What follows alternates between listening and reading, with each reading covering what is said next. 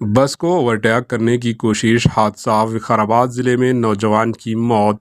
रियासत तेलंगाना के ज़िले विकाराबाद में रोनुमा खौफनाक सड़क हादसे में एक मोटरसाइकिल सवार हलाक हो गया। तफसीलात के मुताबिक परगी मंडल के सुल्तानपुर गेट के पास बाइक पर जाने वाला नौजवान ने आरटीसी बस को ओवरटेक करने की कोशिश की और वो सामने से आने वाली डीसीएम वैन से टकरा गया। इस हादसे में बाइक सवार की मौके पर ही मौत हो गई। दिलखराश हादसे का सीसीटीवी फुटेज तेजी के साथ वायरल हो गया, जिसमें देखा जा सकता है कि किस तरह से बस को ओवरटेक करने के दौरान हुई मामूली लापरवाही की वजह से बाइक सवार की जान चली गई। Bureau report, AHN news.